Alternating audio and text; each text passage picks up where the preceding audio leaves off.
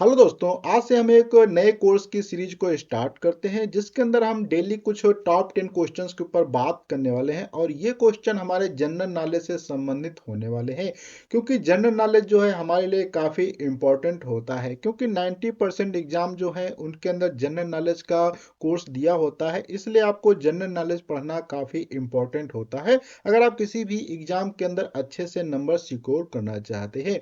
तो आज हम कुछ ऐसे ही टॉप 10 क्वेश्चंस के ऊपर बात करने वाले हैं जो कि भौतिक विज्ञान से संबंधित होने वाले हैं। यहाँ पे हम क्वेश्चंस के साथ में उनके एक्सप्लेनेशंस के ऊपर भी बात करेंगे कि इसका क्या करेक्ट आंसर है और उसका क्या फैक्ट होता है, उसको भी कवर करने वाले हैं। और ये हमारा भी कोर्स सीरीज का पार्ट नंबर 1 है। इस पे इसके बाद आपको कंटिन्यू वीडियो मिलते रहेंगे। तो बिना देर किए करते हैं आज का वीडियो स्टार्ट। उससे पहले अगर अभी तक आपने हमारे इस चैनल को सब्सक्राइब नहीं किया है तो प्लीज सब्सक्राइब कर लीजिए, साथ में बेल आइकन को प्रेस कर दीजिए जिससे आपको हमारे हर एक नए वीडियो की नोटिफिकेशन सबसे पहले मिल सके। तो बिना देर किए करते हैं आज का वीडियो स्टार्ट। तो यहाँ पे आप जैसे कि देख सकते हैं, सबसे पहला क्वेश्चन दिया गया है कि जब एक कार की गति दोगुनी कर दी जाती है तो फिर क्या होता है, उसको उतनी ही दूरी में रोकने के लिए ब्रेक बल या जो ब्रेकिंग फोर्स होता है उसकी कितनी जो है जरूरत होगी, अर्थात उसको कितना लगाना पड़ेगा। तो यहाँ पे आप देख सकते हैं कार दी गई है जो कि चल रही है। तो यहाँ पे पूछा गया कि अगर कोई गति जो है दोगुनी गति उसकी कर दी जाए तो उस कार को रोकने के लिए कितना जो है ब्रेकिंग फोर्स लगाना पड़ेगा। तो यहाँ पे ऑप्शन ए दिया गया है 4 गुना लगाना पड़ेगा, ऑप्शन बी दिया गया है आपको 2 गुना लगाना पड़ेगा, ऑप्शन सी दिया गया है आप यहाँ पे देख सकते हैं आधा लगाना पड़ेगा, या ऑप्शन डी दिया गया है 1/4 लगाना पड़ेगा। तो इसके अगर हम करेक्ट आंसर की बात करते हैं तो इसका फर्स्ट ऑप्शन ही हो जाता है, 4 गुना लगाना पड़ता है। अब यहाँ पे हम थोड़ा सा इसके एक्सप्लेनेशन को समझते हैं कि इसका करेक्ट आंसर क्या हो सकता है। तो यहाँ पे अगर हम बात करें तो ब्रेकिंग बल जो होता है त्वरण के क्या है समानुपाती होता है, इसलिए गति को दो गुना हो जाने पर त्वरण भी क्या है 2 गुना हो जाएगा, इसलिए बल भी क्या है 2 गुना लगेगा, जिस कारण से हमारा क्या है बल यहाँ पे 2 गुना हो जाता है। अब हम यहाँ पे दूसरे क्वेश्चन की ओर बढ़ते हैं, जो कि यहाँ पे आप दूसरा क्वेश्चन देख सकते हैं। यदि एक केशिका के व्यास को 2 गुना किया जाए तो उसके भीतर के पानी का उठाव होगा, अर्थात केशिका भी यहाँ पे साइड में देख सकते हैं इस प्रकार की केशिकाएं होती है। यहाँ पे कहा गया अगर केशिका के व्यास को, व्यास क्या होता है जो त्रिज्या होती है उसका 2 गुना जो होता है उसे हम व्यास कहते हैं।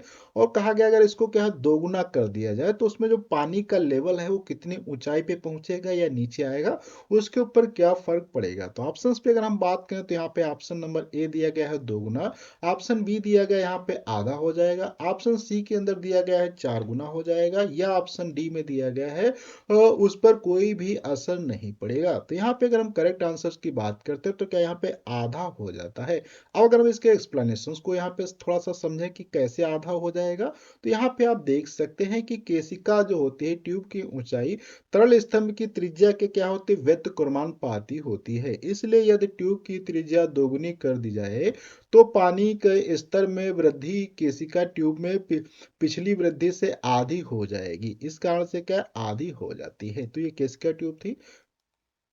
यहाँ पे हम एक और क्वेश्चन पे बात करते हैं जो कि क्वेश्चन नंबर 3 है। जब एक धातु की अंगूठी या छल्ले को क्या है गर्म किया जाता है तब उसके छिद्र का क्या होता है। तो यहाँ पे आपको बताना पड़ेगा कि एक अगर आप देख सकते हैं छल्ला दिया गया है, इस छल्ले में क्या करना है, अगर इसके हम क्या है तापमान को बढ़ा दें अर्थात इसको हम अगर गर्म कर दें तो इसका साइज बढ़ेगा या घटेगा वो आपको बताना होगा। तो यहाँ पे ऑप्शन में अगर हम बात करते हैं तो ऑप्शन ए दिया गया है वह फैलता है, ऑप्शन बी दिया गया है कि क्या है वह सिकुड़ता है, ऑप्शन सी आपको दिया गया है कि वह क्या है अपने व्यास के अनुसार फैलता है या सिकुड़ता है, ऑप्शन डी दिया गया है यहाँ पे वह अपने फैलाव के गुणांक के अनुसार फैलता है या सिकुड़ता है। तो यहाँ पे अगर हम करेक्ट आंसर की बात करते हैं तो क्या वो फैलता है। अब अगर हम इसको समझें कि ये क्यों फैल जाता है, इसका क्या कारण होता है, तो इसके लिए हम यहाँ पे चलते हैं एक्सप्लेनेशन को समझते हैं। एक्सप्लेनेशन में यहाँ पे आप देख सकते हैं जब धातु की एक अंगूठी को गर्म किया जाता है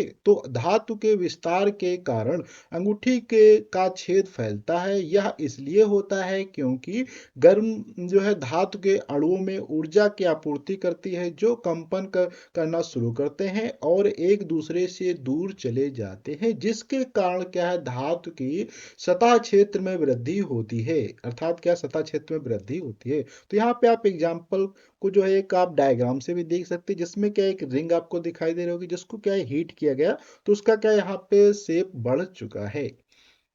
यहाँ पे हम क्वेश्चन नंबर 4 पे बात करते हैं। पानी की सतह पर हल हल्के रखी गई एक लोहे की सुई, अगर बहुत छोटी मतलब हल्की सुई है, को उस पर रखा है, तो वो क्यों तैरती है, ये आपको बताना है। जैसे कि यहाँ पे आप डायग्राम में देख सकते हैं कि क्या पानी है, पानी के ऊपर एक सुई रखी गई, तो उसके ऊपर वो तैरती क्यों है। इसके लिए यहाँ पे ऑप्शन आपको मिल जाता है। ऑप्शन ए, जब वह पानी के भीतर रहेगी तब वह अपने क्या है वजन से अधिक पानी का विस्थापन करेगी। ऑप्शन बी पे अगर हम बात करें, तो क्या है सुई की संघनता पानी की संघनता से कम होती है।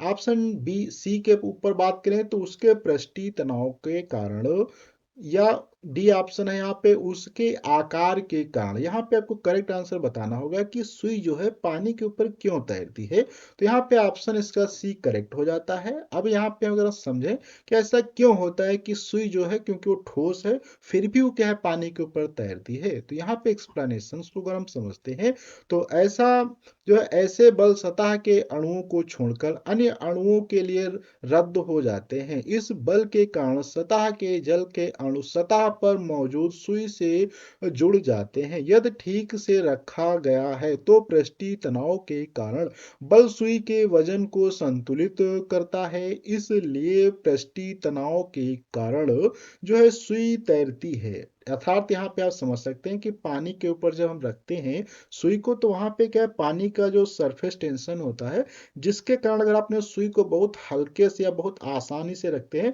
तो पृष्ठ तनाव को बैलेंस करने के चक्कर में क्या सुई वहां पे ऊपर ही क्या है तैरती रहती है।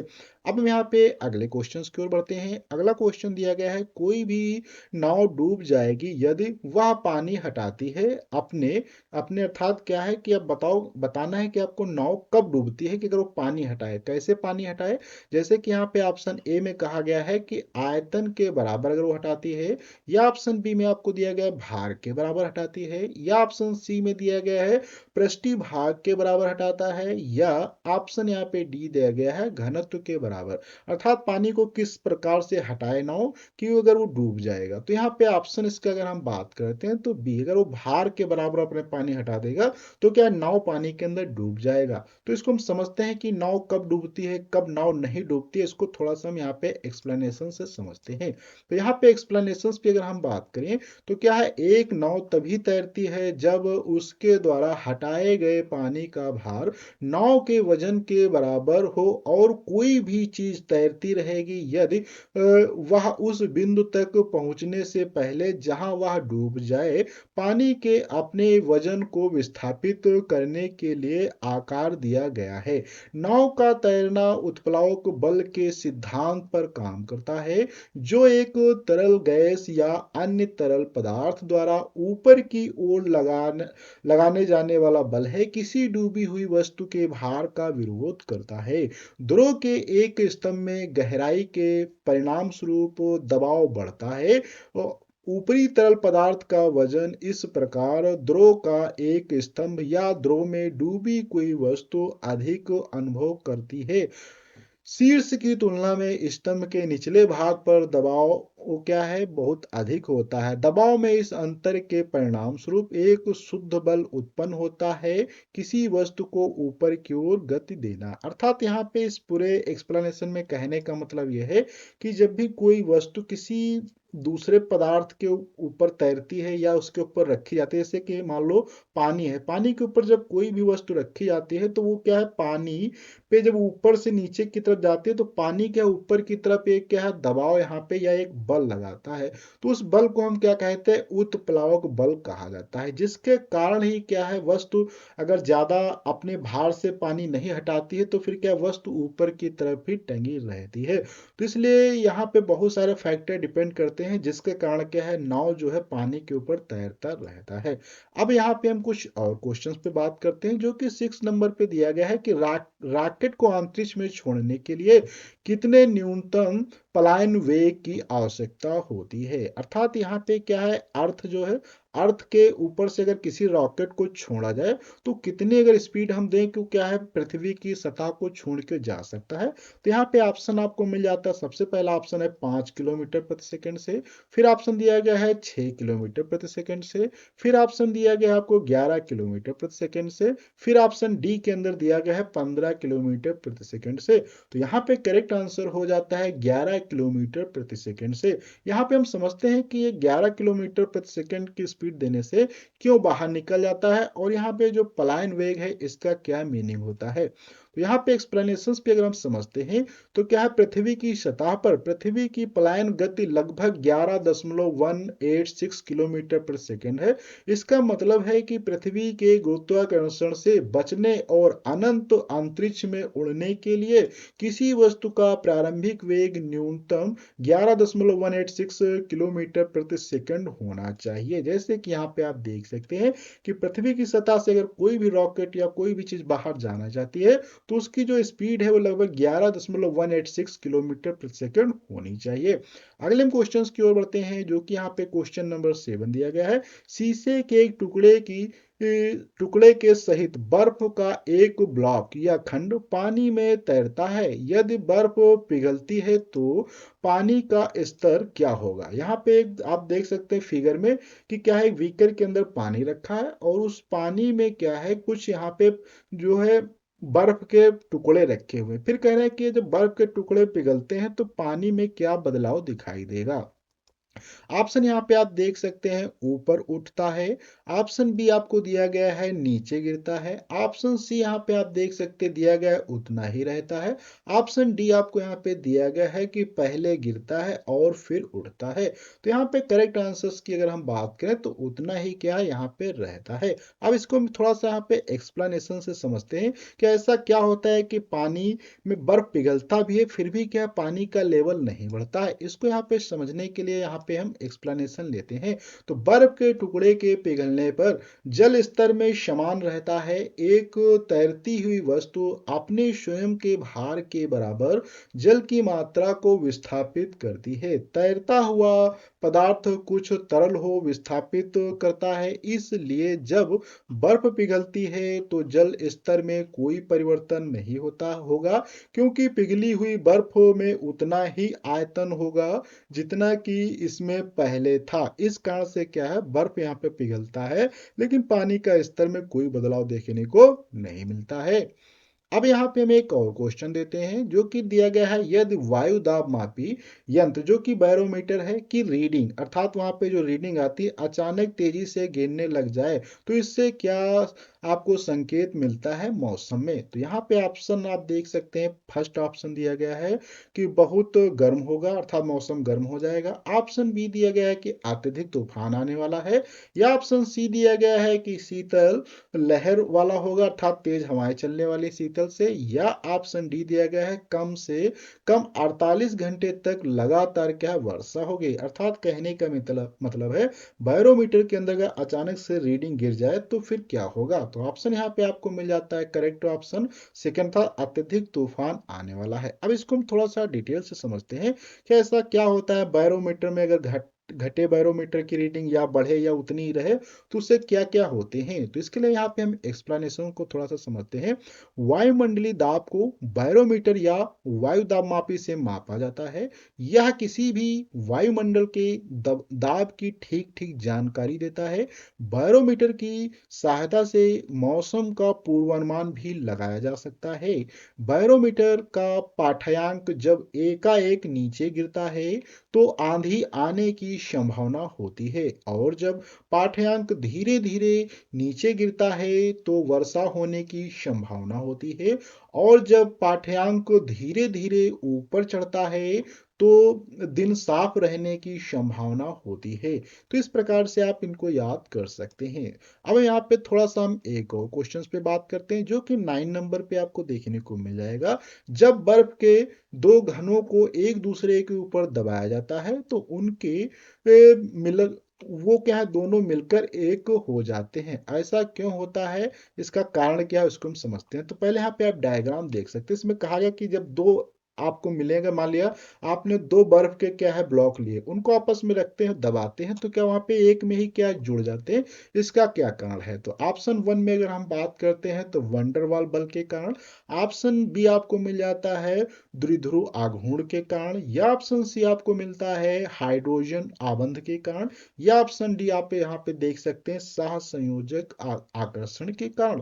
तो करेक्ट आंसर यहाँ पे हो जाता है सह संयोजक आकर्षण के कारण। अब हम समझते हैं यहाँ पे थोड़ा सा एक्सप्लेनेशन पे। तो यहाँ पे हमने जो इसके दो आंसर लिए, जिसमें सबसे पहला आंसर है बर्फ के जब दो टुकड़ों को आपस में दबाया जाता है तब उनका गलनांक कम हो जाता है और उनके बीच पानी का एक परत तैयार हो जाती है। बाद में जब दबाव हटाया जाता है तब पानी की यही परत तो जम जाती है और यही कारण है कि दोनों टुकड़े आपस में क्या है चिपक जाते हैं। एक तो ये आंसर हो जाता है। दूसरा आंसर यहाँ पे हम बात करें जो कि क्वेश्चंस के अकॉर्डिंग है, जब बर्फ के दो घनों या क्यूब को एक दूसरे के ऊपर दबाया जाता है तो उनके या उनसे मिलकर एक हो जाने का कारण है सह संयोजक आकर्षण बल। यहाँ पे जैसे कि आप डायग्राम देख सकते हैं। अब यहाँ पे हम एक और क्वेश्चंस के ऊपर बात करने वाले हैं, जो कि यहाँ पे क्वेश्चन दिया गया है 10 नंबर पे। किसी रेलवे प्लेटफॉर्म पर खड़ा व्यक्ति आती एवं जाती हुई रेलगाड़ी की सीटी की आवाज सुनता है, अर्थात कोई ट्रेन है जो कि आ रही है और एक जा रही, उसकी क्या है आवाज को सुनता है। तो उसको क्या यहाँ पे फर्क पड़ता है? ऑप्शन ए में दिया गया है दोनों मामलों में सभी सीटियां जो है समान रहेंगी, सुनाई देंगी। बी ऑप्शन में दिया गया है रेलगाड़ी के आने पर अधिक तीव्र सुनाई देंगी। सी ऑप्शन में दिया गया है रेलगाड़ी के आने पर ऊंची सुनाई देगी। डी ऑप्शन दिया गया है रेलगाड़ी छूटने पर ऊंची सुनाई देंगी। तो इस क्वेश्चंस का आंसर जो है हम अगले वीडियो में बात करेंगे। आपको इस क्वेश्चंस का आंसर जो है कमेंट में लिखना है। देखते हैं कौन कौन सा इस व्यक्ति जो है इस क्वेश्चंस का करेक्ट आंसर यहाँ पे लिखते हैं, और करेक्ट आंसर देखने के लिए आपको इसका दूसरा वीडियो देखना पड़ेगा, उसमें इसका करेक्ट आंसर आपको मिल जाएगा। तो आज की वीडियो हम लोग इतना रखते हैं, अगले वीडियो मिलेंगे कुछ नई जानकारी के साथ में। जब तक के लिए धन्यवाद।